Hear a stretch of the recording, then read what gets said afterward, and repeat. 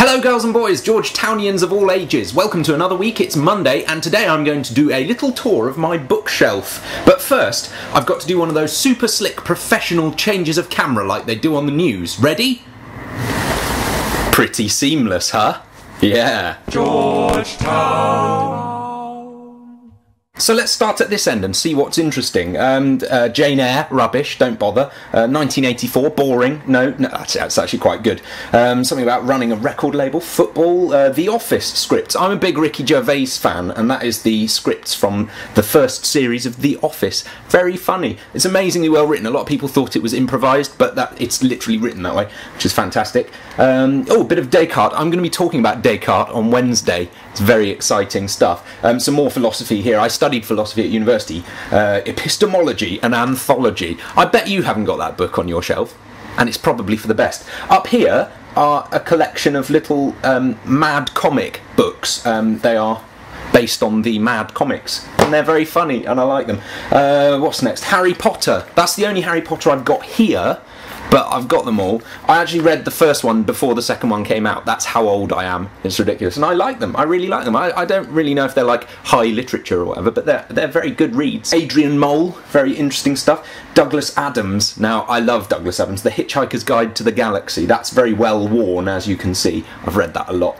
Here are some other of his books, and that one's particularly interesting. The Salmon of Doubt, which is a collection of his posthumous articles and things that were never published in his lifetime. So things that were unfinished or bits and bobs that never quite got out there, and that's it all in book form, and it's very interesting. The Great Gatsby, I did that at English A-level, and I thought I'd got a good mark in the coursework until it was moderated, and it turned out my teacher was a moron.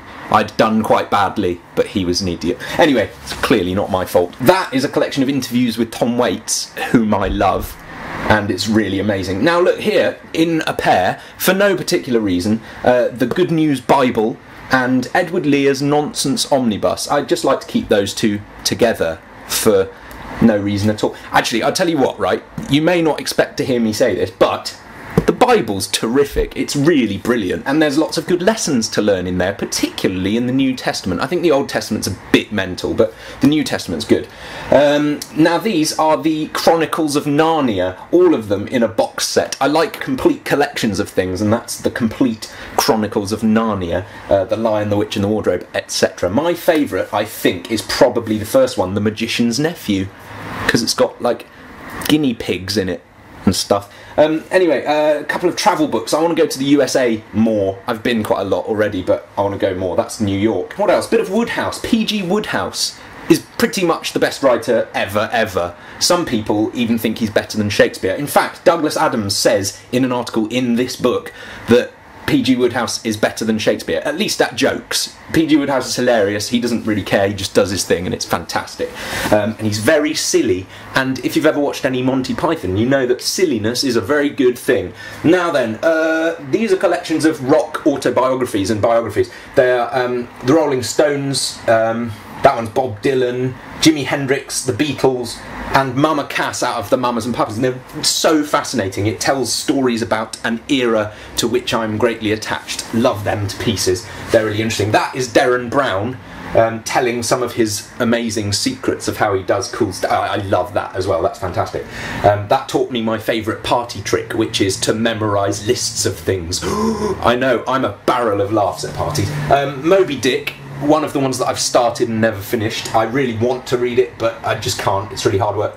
Kerouac, Jack Kerouac's On the Road, fantastically good book. Anyone who can should read it, because it's about everything that matters in life, really, and jazz and stuff. Oscar Wilde plays The Importance of Being Earnest, etc. Very good fun. He's good, Oscar Wilde. It's not just something people say, he actually is. Now this is a little collection. You'll notice they're all sort of the same style. My dad bought me these for a birthday, and I haven't read them all. I'll read out the titles of them, and if you've read any of them, you can tell me whether they're worth reading, and then I might bother. That's the first one's an Adrian Mole thing, Adrian Mole and the Weapons of Mass Destruction. I have read that, and it's terrific. The next one is English Passengers by Matthew Neal. The next one, Jonathan Coe, What a Carve Up. That sounds quite fun, but I've never read it. William Boyd's Any Human Heart. Anyone? Any thoughts on that? I've no idea if I'm in frame now, by the way. Nick Hornby, How to Be Good. He wrote Fever Pitch, and I'm just about to read Fever Pitch for the first time ever. So I'll be able to tell probably if I want to read that after that.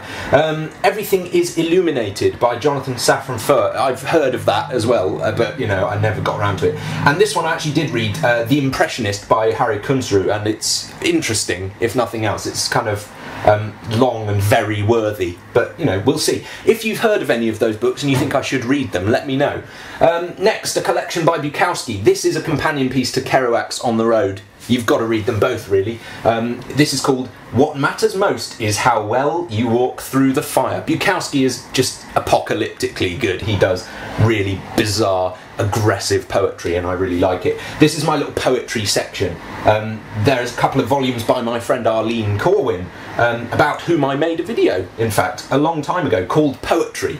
Then there's Plato's Dialogues, a bit more philosophy, and some plays, Shakespeare. Oh, which reminds me, actually, just over here by my bed, in a little box, I have, that was my foot, I don't know if you saw that, my Complete Works of Shakespeare, which was given to me as a present, and it's pretty much the best present anyone could ever give anyone, and it's got everything in it. Oh, including The Merchant of Venice. I love that, so I keep it by the bed and read a tiny bit of it at once. I've never read it all the way through.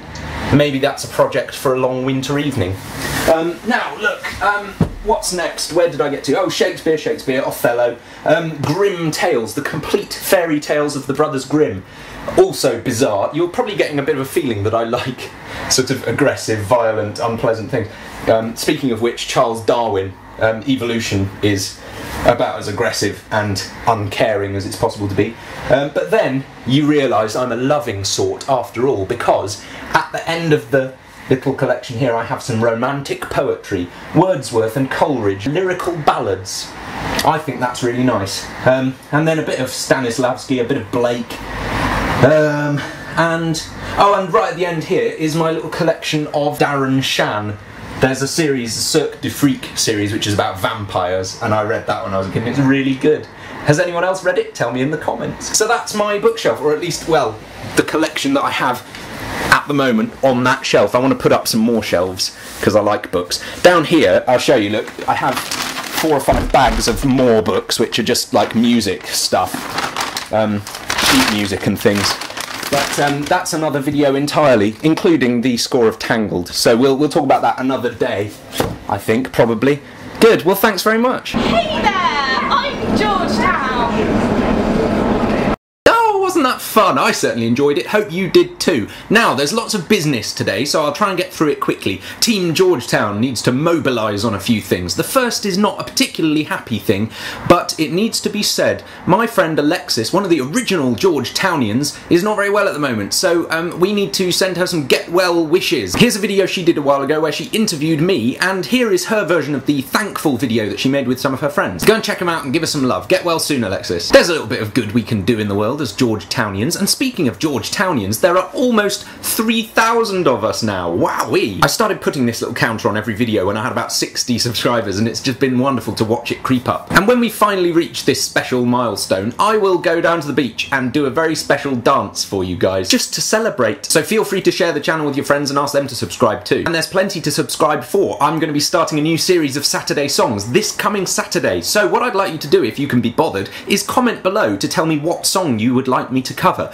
There will be some new original songs too, but I'll be doing lots of covers. The zanier the better. And considering there'll be so many exciting videos for you guys in the near future, I would love to have a little drive on end clips. If you feel like you've got 5 minutes just to talk into your camera phone and say, I am Georgetown, or write it down, please do, and send it to me. Either upload it unlisted and link to it in the comments, or send it to me on Facebook or Twitter or any of the other possible places. But please do that. I'd love you to send something in, because it's nice to get everyone involved. Be as creative as you like. Again, the zanier the better. So to sum up, get well soon, Alexis. New Saturday songs, 3,000 subscribers coming up. I'll do a special dance on the beach, and please send me some end clips. That's all. Wonderful to see you. Have a great week.